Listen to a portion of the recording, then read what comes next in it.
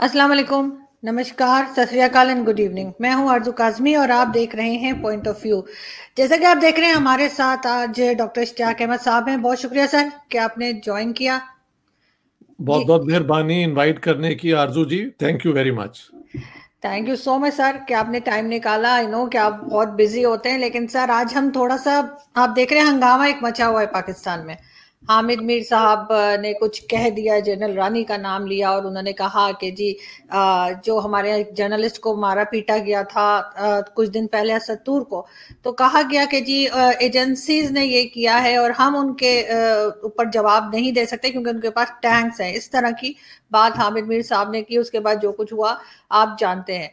लेकिन सर, मैं आज ये बात करना चाह रही हूँ कि पाकिस्तान में जो फौजी हुकूमतें आई हैं वो आखिर क्या वजह बनी, क्योंकि हमने किसी और मुल्क में नहीं देखा कि इस तरह से इतना टाइम जो है फौजी गवर्नमेंट्स रही हैं। और अभी भी कहा यही जाता है कि इमरान खान की गवर्नमेंट के पीछे भी असल में बाजवा साहब की गवर्नमेंट है और एक तरह से अभी भी मार्शल लॉ में ही पाकिस्तान रह रहा है। और जिस तरह के अटैक्स पिछले एक साल में जर्नलिस्ट के ऊपर हुए हैं, हैरत की बात यह कि सबसे ज्यादा इस्लामाबाद में अटैक हुए हैं और आजकल वो चीज बहुत बढ़ गई है। सिर्फ 2 वीक्स के गैप से जो है अगला कोई ना कोई अटैक हो जाता है।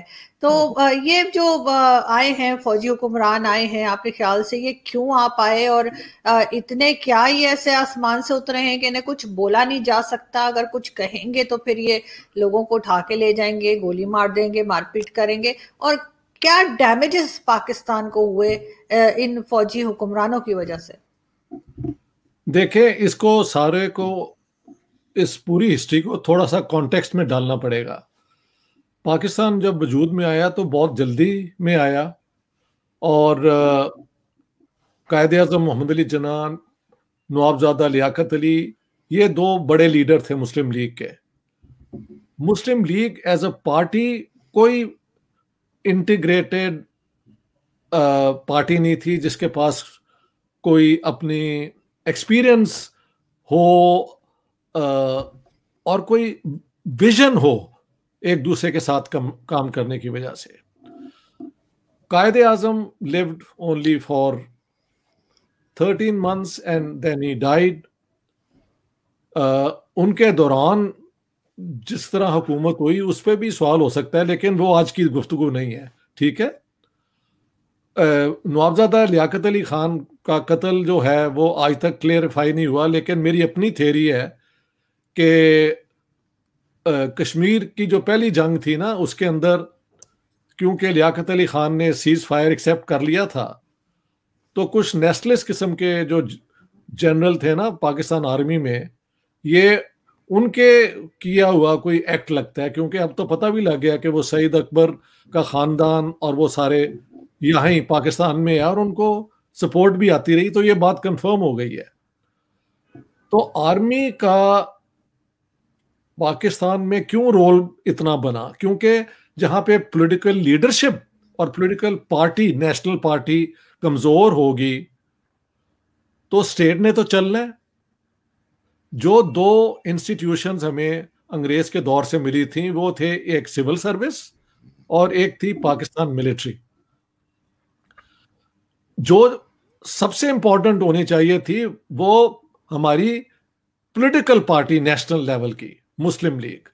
लेकिन मुस्लिम लीग को तो एक रैग टैग था जो मुख्तलिफ किस्म के इलाकाई जो थे पॉलिटिशियंस, वो पहले रीजनल पार्टीज में हुआ करते थे। मसलन पंजाब में वो पंजाब यूनियनिस्ट पार्टी में थे, सिंध में उनके अपने धड़े हुए करते थे। हाँ जी, अल्लाह बख्श सुमरू का एक धड़ा था और जीएम सैयद का एक और धड़ा, इसके अलावा और ग्रुप्स होते थे। और नॉर्थ वेस्ट फ्रंटियर में तो हुकूमत ही खुदाई खिदमतगार की थी, वहां पे तो मुस्लिम लीग कभी थी ही नहीं। अब जाता है पाकिस्तान पान। ईस्ट पाकिस्तान में भी सिचुएशन ऐसी थी, मुस्लिम लीग थी लेकिन उसमें दो धड़े थे, एक सोहरवर्दी का और एक ख्वाजा नाजमुद्दीन का। और इसके अलावा AK फजलुल हक के भी फॉलोअर्स थे। तो हर जगह पे ये इलाकाई यानी प्रोविंशियल लेवल पे एक दूसरे के खिलाफ काम करते रहते थे। जब ये होगा और आपके फाउंडर स्टेट के ही dies so early, Liaquat Ali Khan is murdered, तो उसको फिर मुस्लिम लीग ही लीडरशिप दे सकती थी ना। लेकिन मुस्लिम लीग में कोई ऐसे लेवल का लीडर नहीं था जो कहे कि अब मैं इस विजन इस मुहिम को लेकर चलता हूं। हुआ क्या कि सिविल सर्वेंट्स ने उस पर पाकिस्तान पे कब्जा कर लिया और 54 में जनरल अयूब खान के जो head of the Pakistan army थे, कमांडर इन चीफ, उनको मिनिस्टर भी बना लिया। So already the military was invited to come into the federal government. ठीक है, उसके बाद ये जो सिविल सर्वेंट्स की जो हुकूमतें 6 बनी, उन्होंने बनाई, कभी एक पॉलिटिशियन कभी दूसरा। तो देखें, मेरी इसको तो उम्र है 74। इन 58 अक्टूबर आई वाज 11 ईयर्स ओल्ड। मुझे आज तक वो आंखों के सामने याद है कि जब मिलिट्री कू हुआ था तो लोग खुशी से तालियां बजा रहे थे, लुड्डी पंजाबी में कहते हैं वो डाल रहे थे। उसकी वजह क्या थी? इन सालों में मुस्लिम लीग की हुकूमतें फेल हो गई थी। जहां पे ऑपोजिशन पार्टीज आई जैसे ईस्ट पाकिस्तान में, तो उनकी हुकूमतें नहीं बनने दी, उनको डिसमिस कर दिया ये कह के कि ये कम्युनिस्ट एजेंट हैं। देखें, उनकी टोटल मेजॉरिटी आई थी, उसे कहते थे जुगतू फ्रंट। मुस्लिम लीग हार गई थी 54 का महल इलेक्शन, तो उनकी हुकूमत ही नहीं बनने दी। फिर इन्होंने तशद्दुद भी किया। मसलन 58 में सितंबर में शायद ईस्ट पाकिस्तान असेंबली के जो डिप्टी स्पीकर थे शाहिद अली, उनको असेंबली के लोगों ने वो मार मार के ना, ये जो होते हैं लाउड स्पीकर का वो जो माइक्रोफोन है, उस बेचारे को मार दिया एंड ही डाइड। तो लगता था Pakistan is going towards a civil war. इन हालात में देखें, स्टेट का सर्वाइवल जो है ना, उसमें सबसे पहले तो आपकी चलो लीडरशिप होती है, अगर वो नाकाम हो जाए तो आपकी ब्यूरोक्रेसी होती है। अगर उससे काम ना चले तो या तो स्टेट कोलैप्स कर जाए, सिविल वॉर हो जाए, या आर्मी आ जाए। तो आर्मी जब पहली दफा आई तो लोगों ने उसे वेलकम किया। मुझे देखें, ये हमारी बड़ी शॉर्ट मेमोरी है और सिलेक्टिव मेमोरी है। मेरी जो किताब है ना, पाकिस्तान गैरिजन स्टेट, उसमें मैंने मादरे मिल्लत फातिमा जिन्ना का एक बयान दिया है कि जब Ayub Khan came to power, उन्होंने ये बयान दिया कि शायद अब पाकिस्तान बच जाए, तो उन्होंने वेलकम किया था कि Ayub Khan has take over power. ये हालात थे जहां पे पहला मिलिट्री कू हुआ है। अब होता यह है कि जब आप पावर में आ जाएं, पूरी स्टेट को कैप्चर कर लें, उसके बाद आप सिविलियन ऑफिसेस भी होल्ड करें, तो आप बाकी जो स्टेट की एक्टिविटीज है उसका हिस्सा बन जाते हैं। वहां से फिर आपका इन्फ्लुएंस, आपके लिंकेजेस बन जाते हैं। तो मेरे ख्याल से पहले दिन से ऐसे नहीं था, और पहली दफा जब आर्मी आई है उसका ये कोई ख्याल नहीं था कि हम अब आ गए हैं तो हम सारे पाकिस्तान को कैप्चर कर लेंगे। No, but once they were in power, उन्होंने ये एक उनकी सोच थी कि ये पॉलिटिशियन करप्ट हैं, नाकाम हैं, और हम ही पाकिस्तान को बचा सकते हैं। तो अयूब खान के जो पहले चंद साल हैं उसमें पाकिस्तान की इंडस्ट्रियल डेवलपमेंट हुई, हाँ जी, और पाकिस्तान लैंड रिफॉर्म भी हुए। चाहे 500 एकर्स की सीलिंग थी, लेकिन मेरे साथ एक लड़का पढ़ता था, he died some years ago, Punjab university में 1968-70 में। उसने कहा, देखो हम थे मुजारे, हमारे बड़े शुरू से बगैर जमीन के काम किया करते थे। अयूब खान के दौर में हमें जमीन मिली, तो देखो आज मैं तुम्हारे साथ बैठ के एमए कर रहा हूं। तो कुछ लोगों को फायदा भी हुआ था। जो इंडस्ट्रीज लगी अयूब खान के दौर में, पहली दफा पाकिस्तान की अपनी कंज्यूमर इंडस्ट्री बनी। कंज्यूमर इंडस्ट्री होती है लाइट इंडस्ट्री, मशीनें आप ले आते हैं, सिंपल चीजें बनाते हैं जो पब्लिक पे खरीदती है, तो जो बाहर से खर्चा होता है ना मंगवाने का, वो खत्म हो जाता है। तो मुल्क का तरक्की हो रही थी, कम से कम west Pakistan was doing well. 65 war फिर शुरू हुई।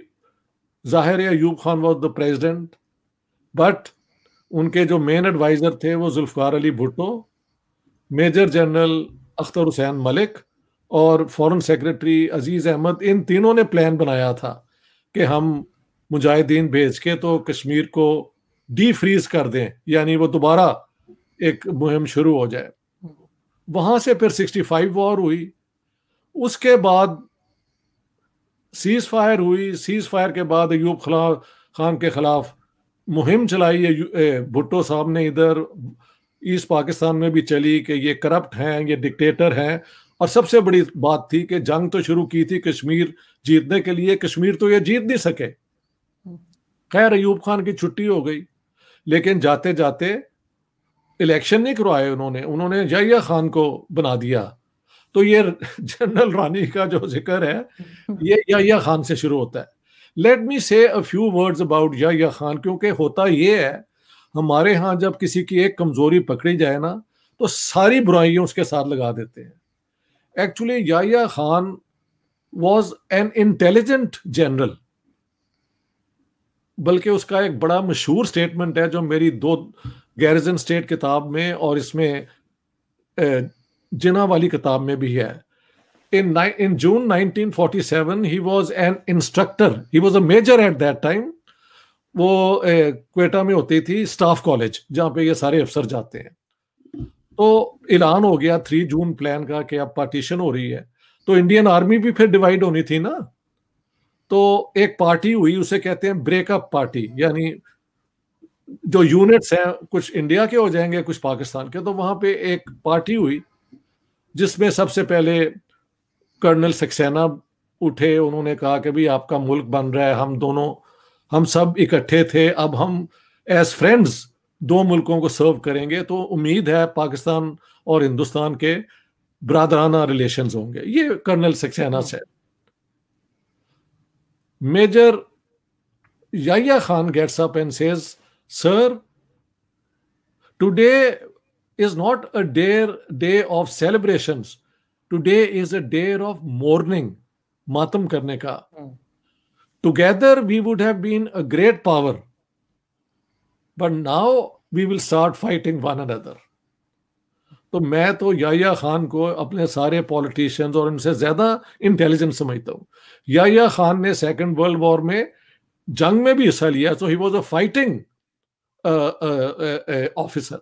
ये बाद में शराब और औरतों का शौक, ये माफ करना, कईयों का था।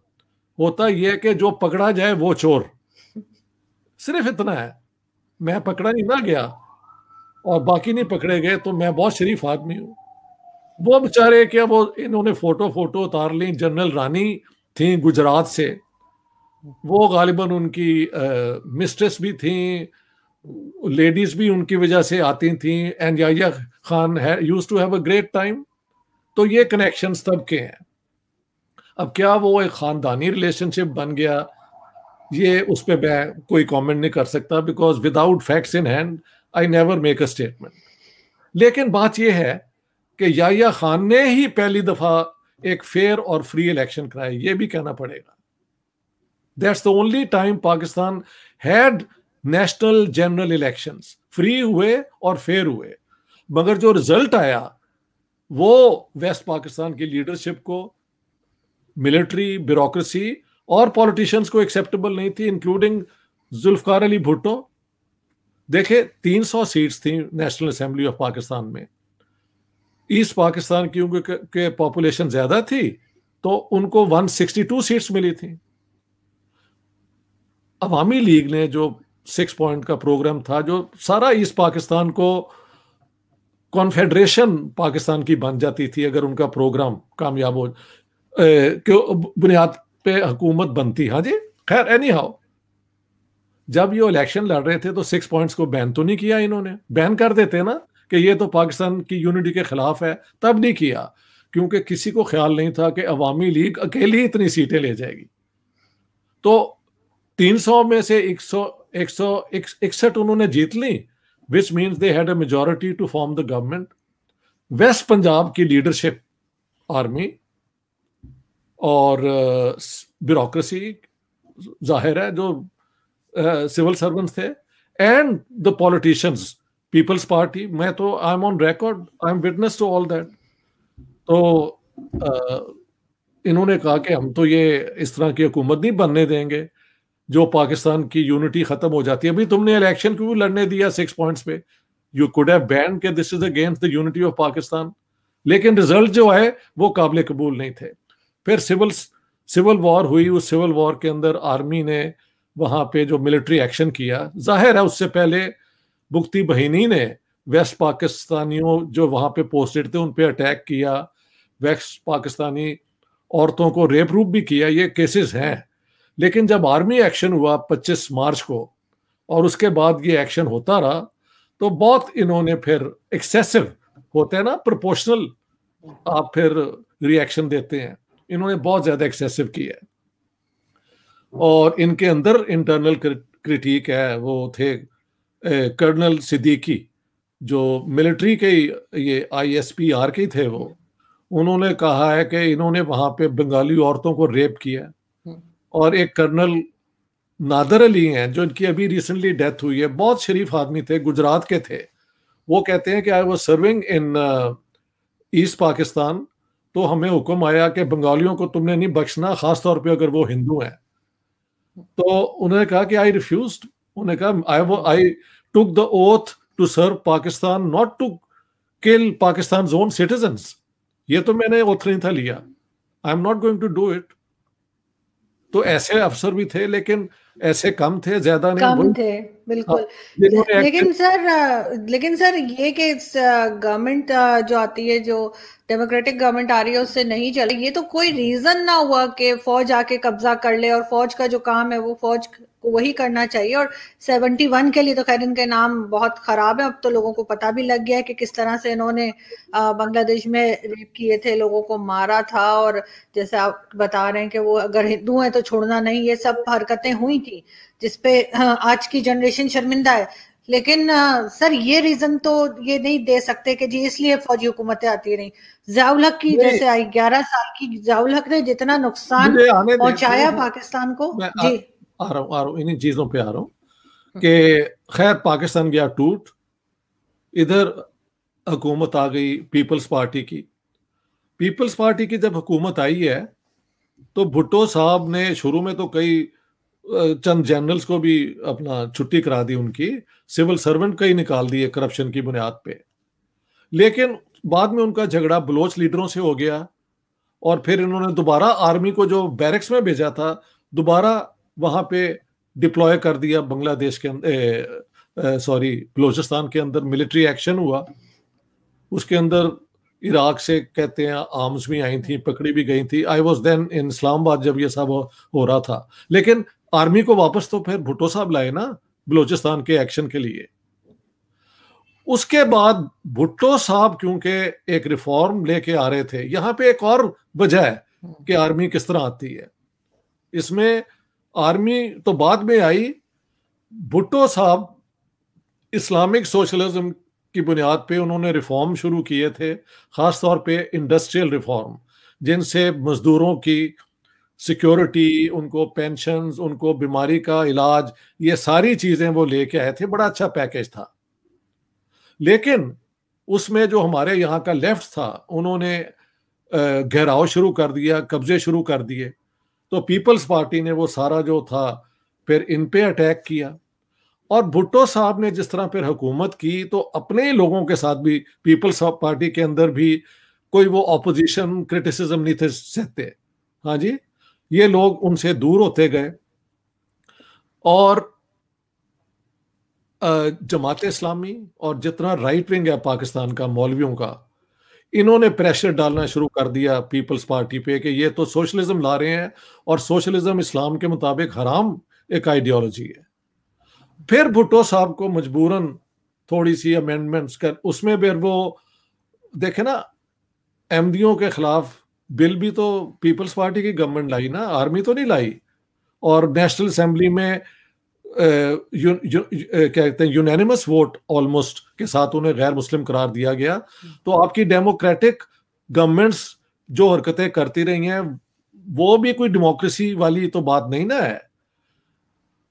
अच्छा, उसके बाद मुहिम शुरू 77 में भुट्टो साहब ने एक नया इलेक्शन जब कॉल किया तो जो रिजल्ट आया उसके बाद ऑपोजिशन ने शोर मचाना शुरू कर दिया कि ये तो रिग्ड इलेक्शन थे, हम नहीं मानते। तो Pakistan once again went through a lot of chaos and anarchy. तो जनरल जिया आ गए और जनरल जिया ने आके फिर 11 साल जो किया आप जानते हैं। उसके बाद नवाज शरीफ की हुकूमत भी फॉल हुई। मुशर्रफ ने कहा कि जी पाकिस्तान की फॉरेन एक्सचेंज ही खत्म हो गई थी और पाकिस्तान तो बैंकरप्ट हो रहा था, तो इसलिए हमको आना पड़ा। अब इसके अंदर जो मेरी थियोरी है कि 58 का जो था ना कू, उसकी बुनियाद तो मुझे समझ आती है। बात के क्यों जो है वो फिर इंस्टीट्यूशंस अगर आपकी काम ना करें तो जो मजबूत होती हैं इंस्टीट्यूशंस वो वापस आती जाती हैं। और आर्मी का मेरे ख्याल से जियाउल हक के दौर में आके टोटल कंट्रोल हो गया था। उसके बाद मुशर्रफ का आना, आज तक आर्मी का जो पाकिस्तान, उसे मैं कहता हूं ना अपनी गैरजन स्टेट में मैंने कहा है कि the Pakistan military which is the Pakistan army has veto powers over Pakistan foreign policy and internal policy. तो इस स्टेट के अंदर सिविलियन इंस्टीट्यूशंस कभी ना बन सकी। सिविलियन पॉलिटिकल पार्टीज को समझ नहीं आई कि जब आप ऑपोजिशन में होते हैं तो क्या किरदार होता है और जब आप हुकूमत में होते हैं तो क्या किरदार होता है। जब ये ऑपोजिशन में होते हैं तो ये हर वो हरकत करते हैं कि हुकूमत रीस्टेबलाइज हो जाए। जब नवाज शरीफ थे हुकूमत में तो कितने धरदे कर रहे थे इमरान खान। अब इमरान खान जब पावर में है तो PMLN और ये बाकी जो है ये उनको डिस्टेबलाइज करते हैं। तो ये सारी जो है ना, अब इसके पीछे क्या मिलिट्री है, आर्मी है, हो सकता है हो। I am not denying that and I am not justifying that, I am explaining why. कि अगर आपकी सिविलियन इंस्टीट्यूशंस काम ना करें, आपके पॉलिटिशियंस रिस्पॉन्सिबली एक्ट करना ना जाने, तो उसका फायदा तो फिर कौन उठाएगा जो कहेगा कि हम पाकिस्तान को बचा सकते हैं। पॉलिटिशियंस तो करप्ट हैं, पॉलिटिशियंस तो ये हैं वो हैं। हालांकि आर्मी के ऊपर तनकीद नहीं हो सकती कि इतना बजट जो उनको चला जाता है वो क्यों जाता है, अमन क्यों नहीं, अमन की तरफ, वो एक और बात है। अब आप सवाल करें। सर मैं यही कह रही थी कि ये भी तो कहा जाता है कि जो भी गवर्नमेंट आए, चाहे वो नवाज शरीफ साहब की हो या इमरान खान साहब की हो, जो भी आती है उसको आर्मी ही लेकर आती है। उनको बैकअप वही देती है। जिसको आर्मी का आशीर्वाद मिल जाता है वो गवर्नमेंट बना लेता है। लेकिन साथ ही आर्मी के ऊपर पहले नहीं था, लेकिन अब लोग सवाल उठाने लगे हैं। लोग उनको कहने लगे हैं कि ये DHA जो बना रहे हैं, बिजनेस जो कर रहे हैं, अमन जो नहीं होने देते, अपने बजट के चक्कर में भारत के साथ भी हर वक्त के पंगे रहते हैं इनके। तो ये चीज जो है इसको आप किस तरह देखते हैं? क्योंकि ये तो आर्मी जो है वो अभी भी इमरान खान के पीछे भी, बाजवा साहब भी हर जगह होते हैं। कोई किसी एम्बेसडर से बात करनी हो, चाहे किसी मिनिस्टर से बात करनी हो, वो उनसे आके मिलते हैं बजाय प्राइम मिनिस्टर के। क्योंकि सबको पता है कि एक्चुअल पावर तो वहां ही है, हेडक्वार्टर्स में है, तो वहां ही जाओ। और देखें आयशा सिद्दीका जो है उन्होंने तो किताब भी लिखी ना पाकिस्तान। वो तो कहती हैं कि इन्होंने अपनी बिजनेसेस शुरू की हुई हैं रियल एस्टेट में, और ये सब सच्ची बात है। तो ये आर्मी अब एक स्टेक होल्डर है पाकिस्तान की इकोनॉमी में और पाकिस्तान की बाकी स्टेट सेक्टर्स में भी है, पॉलिटिक्स में भी है। तो ये कैसे हुई उसका मैंने आपको हिस्ट्री बता दी है। फेलियर पॉलिटिशियंस का है और उसका फायदा मिलिट्री को हुआ है। तो अब यही हालत है जो आप कह रही हैं कि general Bajwa is where real power is, और सबको वहां ही भागना पड़ता है। ये दुनिया में कहीं और नहीं होता, ये सिर्फ पाकिस्तान में ही होता है। पेंटागन लोग जाते हैं अमेरिका में, लेकिन पहले प्रेसिडेंट से एश्योरेंस लेके, क्लियरेंस लेके ये लोग जाते हैं। जो भी जाता है, अगर पेंटागन इनवाइट भी करे, दे मस्ट गेट इट। हमारे यहाँ तो सीधा रास्ता ही वहां पे है। हमारे तो पॉलिटिशियंस, ऑपोजिशन और गवर्नमेंट वाले हर केस अपना लेके जा रहे होते हैं टू द हेडक्वार्टर्स। तो उसकी वजह कि नहीं नहीं। पाकिस्तान की मिलिट्री इतनी स्ट्रांग अब हो चुकी है कि it is the state for good and bad. Normal जो नॉर्मल तरीका दुनिया का जो आज का है ना, हर जमाने में एक होता है नॉर्म, वो है इलेक्शन हो, सिविलियन सुप्रेमेसी हो, और जब तक एक इलेक्टेड गवर्नमेंट के पास मेजोरिटी है या पीरियड है, अगर वो प्रेसिडेंट है, तो वो हुकूमत करे। मगर लेकिन सर, हमारे यहाँ तो होने नहीं देते। हाँ जी। सर जो पॉलिटिशियंस हैं, हम उनके नाम ईसीएल में डाल सकते हैं, उनको नैप भी बुला सकती है, उनसे पूछ सकते हैं कि आपके पास ये पैसा कहाँ से आया, जी। उनके ऊपर करप्शन के केसेस भी बन सकते हैं। लेकिन अगर यही सब कुछ किसी आर्मी के रिटायर्ड जनरल के ऊपर हो तो नहीं पूछा जा सकता। आसिम सलीम बाजवा उसकी एक खुली मिसाल है। ठीक है। उनसे अभी तक किसी ने नहीं पूछा, ना ईसीएल में नाम डाला है, ना कहा है कि भाई ये अब कहाँ से आए ठीक। इतने ज्यादा आपके ठीक है। जो भी उनके पिज्जा फ्रेंचाइज हैं। तो ये फर्क क्यों है? ये फर्क इसलिए है कि पावर कहाँ पे है। हम्म, हम तो अग्रीड हैं, आप भी और मैं भी और बाकी भी जो जितने हैं। हामिद मीर का कमेंट जो है जिस तरह है वो, लेकिन बात तो सही है ना कि अल्टीमेटली एवरीबॉडी नोज कि पाकिस्तान में फाइनल डिसीजन पावर जो है वो आर्मी के पास है, मिलिट्री के पास है। तो वो क्यों है? वो इसीलिए है कि पाकिस्तान की इवोल्यूशन ही ऐसे हुई। और जाहिर है ये आसिम बाजवा साहब को पर क्यों नहीं, पब्लिक में क्यों नहीं केस चल सकता? नहीं चला। और एक दो आर्मी के कोई पता नहीं कोई नेवल हेड थे या कुछ, उन पे कुछ केस कुछ चले भी हैं, लेकिन वो दिखावे के लिए एक दो केस चल जाते हैं। Generally they have a free hand.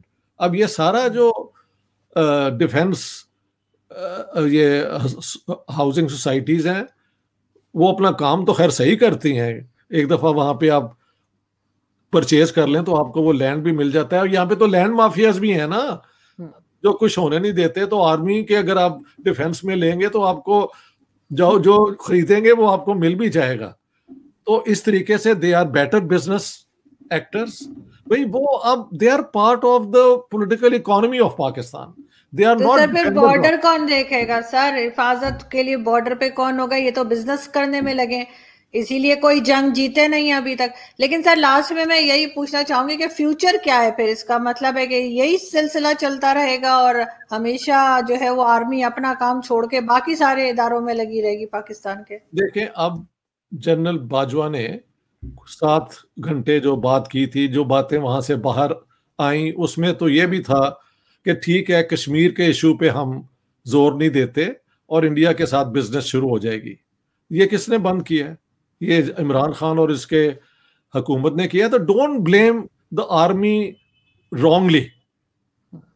या वो झूठ है कि उन्होंने ये नहीं था कहा, हालांकि ये हकीकत थी कि हम कश्मीर के इशू को बुनियाद नहीं बनाएंगे इंडिया के साथ गुफ्तगू करने के लिए और ट्रेड खुल जाएगी। हाँ जी, ये तो आपकी इलेक्टेड सिविलियन गवर्नमेंट ने ये किया है।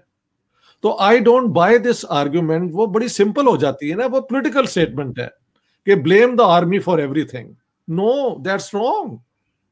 अभी तो ये अभी हुआ है, 7 घंटे की जो स्टेटमेंट्स थी, या तो कहें कि वो झूठ था, उसमें तो ये फैसला हुआ था कि इंडिया के साथ ठीक है गुफ्तगू शुरू करो और कश्मीर को बुनियाद ना बनाओ डिस्कशन की।